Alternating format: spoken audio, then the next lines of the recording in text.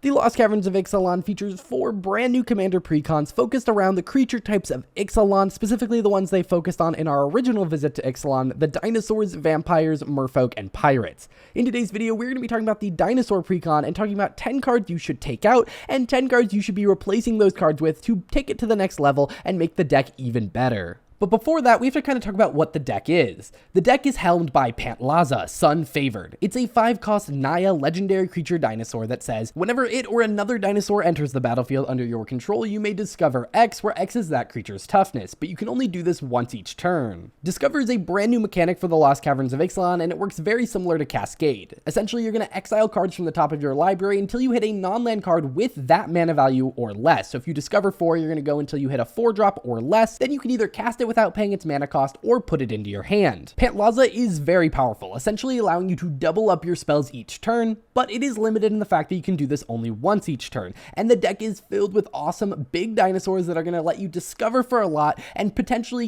cast a 7-drop that then gets you another 6-drop for free, providing a ton of value. The deck feels really good out of the box and doesn't necessarily need upgrades, but there are definitely cards you can add to make the deck feel a little bit better and take out some of the cards that feel clunky to play. First, we're going to talk about the 10 cards you should add, and then we're going to talk about the 10 cards you should remove. Let's jump into it, starting with Realm Walker. Realm Walker is a 3-cost green changeling, so it has all creature types, including dinosaur, and as it enters the battlefield, you get to choose a creature type. You're obviously going to choose dinosaur. Then you may look at the top card of your library at any time, and you may cast creature spells of the chosen type from your library. This is a really great include in the deck for a couple reasons. First off, dinosaurs are not plentiful in low mana values, so this gets you another low mana dinosaur. The other thing that I found happen with this deck is that you'd often run out of cards. Yes, you'd be double spelling, but it wasn't necessarily putting any cards into your hand, and it felt like I was very limited on my options. It felt like I was kind of playing a game of chance, like I'd play a 6-drop dinosaur, which felt really good, but then I just have to get lucky and find the card I was looking for. This gets you a little bit more control, allowing you to cast cards from the top of your library, and because you care about Discover, it lets you look at the top card of your library. Let's say you have plenty of lands in the top of your library as a rampant growth, you're probably not going to play a 7-drop that then discovers 9 just to go into a 2-drop spell. This thing draws you cards, is a cheap dinosaur, and helps you control your Discover, which is kind of random a little bit easier. Next up, Palani Hatcher is a 5-cost Gruul dinosaur that gives other dinosaurs you control haste, and when it enters the battlefield, you create 2 0/1 green dinosaur egg creature tokens. Then at the beginning of combat on your turn, if you control 1 or more eggs, you sacrifice an egg and then create a 3/3 dinosaur creature token. This is good for 2 reasons. First off, dinosaurs with haste are terrifying. You could play a 9-drop giant dinosaur and it will be hitting your opponents that turn, but the other great thing about it is that it allows you to get dinosaurs without spending any mana, so you can play this in your second main phase, allowing you to discover 3 with Pantlaza, but then next turn, say you want to cast a spell that isn't necessarily going to give you a dinosaur, you can have your egg sacrificed to create a 3/3 to at least discover 3. Basically, this thing lets you discover even on turns that you're not necessarily casting dinosaurs, giving you a little bit more flexibility on what you can do to still get value out of your commander. Remember, it only activates once each turn, so to get the maximum value, you want to be activating that every turn. Alright, speaking of activating it every turn, Vivian Champion of the Wilds is another great card for the deck. It's a 3-cost green planeswalker that enters with 4 loyalty, and the big thing here is that you may cast creature spells as though they had flash, meaning you can cast dinosaurs on your opponent's turns and then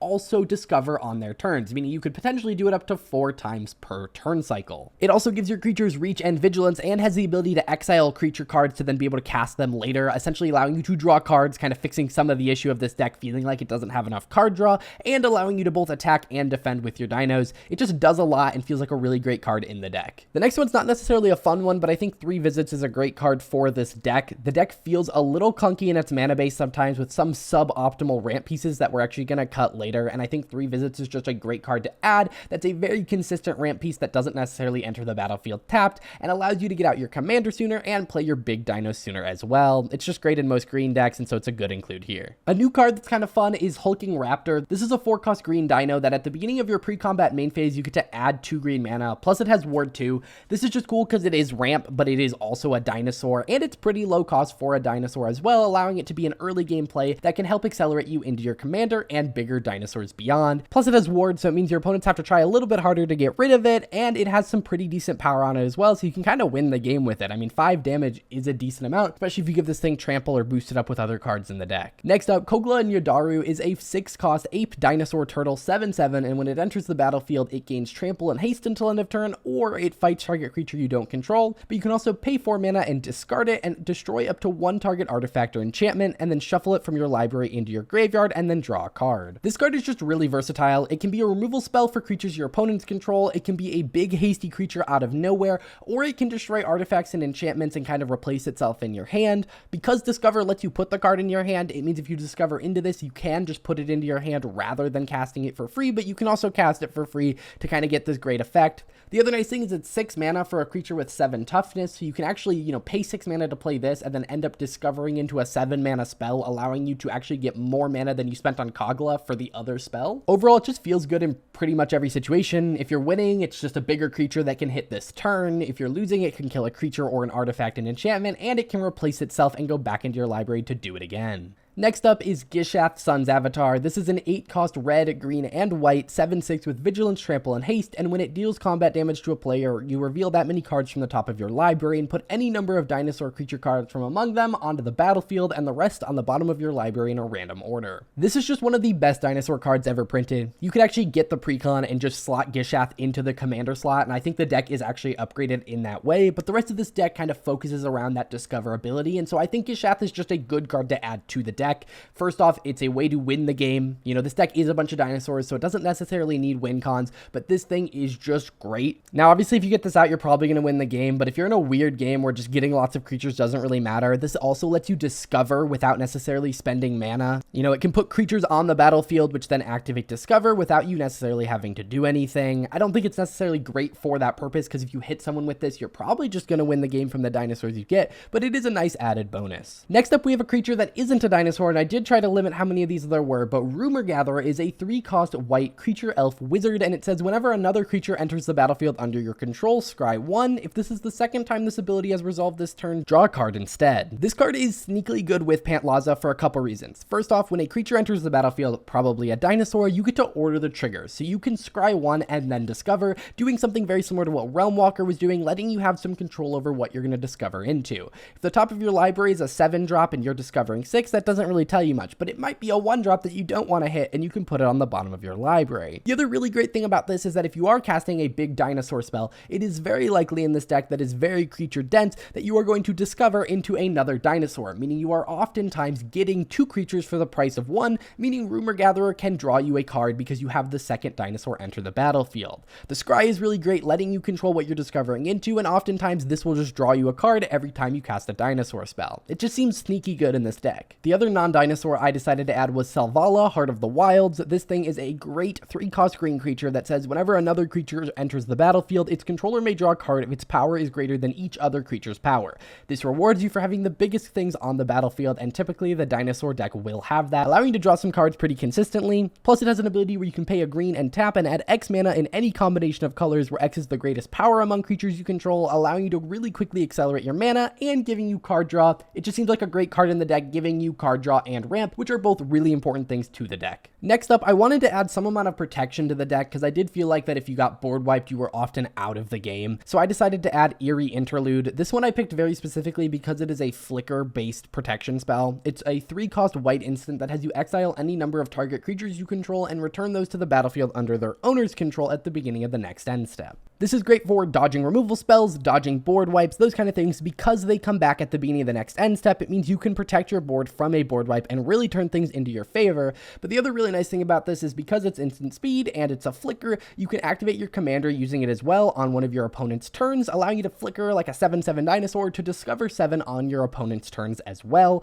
This is just another way that you can activate Pantlaza's ability on another person's turn, and because of that, it's really versatile in the deck, can protect your board, and can generate you value. So it seems pretty cool. Those are the 10 cards I would add to the deck in particular. They are very fun, very powerful, and very synergistic with the commander. But obviously, if we're adding cards, we also have to remove some cards. So let's talk about 10 cards you should be getting rid of. We're going to go a little faster here, but From the Rubble is a 6-cost white enchantment that has you choose a creature type, and then at your end step, you get to return a creature card of the chosen type from your graveyard to the battlefield with a finality counter. This thing just feels clunky at 6 mana. It doesn't activate your discover ability necessarily, and your deck doesn't care enough about the graveyard to consistently have things in it. I felt like a lot of the time I would play this and it just didn't give you enough value for 6 mana. Next up, Ranging Raptor is a 3-cost dinosaur that when it's dealt damage, you get to search your library for a basic land and put it on the battlefield tapped. This is ramp and a dinosaur, but the deck doesn't care about enrage in the same way that old Ixalan dinosaurs used to, and so I felt like there wasn't a consistent way to get this off, and it often just felt like a 3-cost dinosaur that would sit there and do nothing until eventually it died and got you 1 land. It just feels really clunky and not good compared to some of the other ramp options we have. Next, I'd cut a forest. This deck is running 39 lands, which is just a little too many. I felt like oftentimes I'd be needing to draw a dinosaur or a value piece, and instead I'd be drawing a basic land, and so I feel like cutting one of them, because we have the other ramp effects in the deck, is completely fine. Next, Progenitor's Icon's a 3-cost artifact that has you choose a creature type, and then you can tap it to add 1 mana of any color, and then you can tap it, and the next spell of the chosen type this turn can be cast as though it has flash. Yes, this lets you cast things on your opponent's turn, and yes, it is a ramp, but 3 mana rocks are not great, and it just feels like there are better options that are a little bit more synergistic with what we're trying to do. I just feel like this card is often too telegraphed, and compared to something like Vivian, it requires you to give up a mana to cast something at instant speed, and that just doesn't feel great every time I've played it. Next up, Lifecrafter's Bestiary is a 3-cost artifact that at the beginning of your upkeep you get to scry 1, which is great with Discover, and whenever you cast a creature spell you may pay a green, and if you do draw a card, this card just oftentimes doesn't feel like it's doing enough. There are cards now that you can just always draw a card when you cast a creature spell, and this just doesn't feel like it provides enough value, making you essentially have to pay an extra green mana for each creature spell you cast, especially if you discover into a creature card. You can pay that green to draw another card, but if you just had a card that would just draw you a card every time, it means you don't need to basically give up 2 mana to actually do it. I'm just not a big fan of this card in most decks. Next, Thundering Spineback is a 7-cost green 5/5 dinosaur that gives other dinosaurs you control +1/+1, and then you can pay 6 mana to create a 3/3 dinosaur. This card just doesn't feel worth it. For 7 mana, you should be getting a lot more than +1/+1, and the fact that you have to pay 6 mana to create a 3/3 or kind of a 4/4 just does not feel great in this deck. I'm not a huge fan of this card. Next, Drover of the Mighty is a 2-cost green 1/1 that gets +2/+2 as long as you control a dinosaur, and then you can tap to add 1 mana of any color. This thing is fine, but a 2-cost mana creature that you can't tap the turn it comes out, and the only buff it gets is, +2/+2 for having a dinosaur. Doesn't matter if your mana dork is a 1/1 or a 3/3, not really. I'm just not a huge fan of this card, even though it does have some dinosaur synergy with it. The next card I'd cut is Shifting Ceratops. It's a 4-cost 5/4 that can't be countered, and it has protection from blue, and then you can pay a green and give it your choice of reach, trample, or haste until end of turn. This card was actually decent in standard when it was there, but in commander it's just a 5/4 with some abilities, and that doesn't feel great in the deck. It kind of needs to give you a little bit more value to be worth running. Next, Itzquinith, Firstborn of Gishath, is a 2-cost Gruul dinosaur with haste, and when it enters the battlefield you can pay 2 mana, and when you do, target dinosaur you control deals damage equal to its power to another target creature. This card is fine, but the fact that you have to pay mana for the effect is kind of rough if you happen to discover into it when you don't have mana. Yes, you can put it into your hand, but then you're losing a lot of the power of Discover. I would prefer a creature that just fought something when it entered the battlefield and doesn't require you to just always hold 2 mana up in case you happen to get this card. And finally, Bellowing Igosaur is a 6-cost white 3/5, and when it's dealt damage, you put a +1/+1 counter on each other creature you control. Again, Enrage feels really clunky in this deck with not enough cards to actually trigger it, and this card just feels underwhelming as a 3/5 for 6 a lot of the time. You'll do a big swing, and maybe this thing will die in combat and take a little bit of damage, but oftentimes your opponents just either won't block this, or the counters won't matter because it's after damage. Either way, those are the 10 cards I would add to the deck, and the 10 I'd remove. Yes, you can obviously switch some things in there. I personally prefer Swords to Plowshares over Path to Exile. You can upgrade the mana base. You can do a lot of those things, but I think the deck is really great out of the box, and there's just some small little upgrades you can do here. If you want to pick up this deck or see any of the other Lost Caverns of Ixalan products, check out my link in the description below, and thanks to Wizards for sponsoring this video. If you found this video useful and you want to see me do this for the other Commander decks, hit that like button and subscribe, and I will see you guys in the next one. Bye.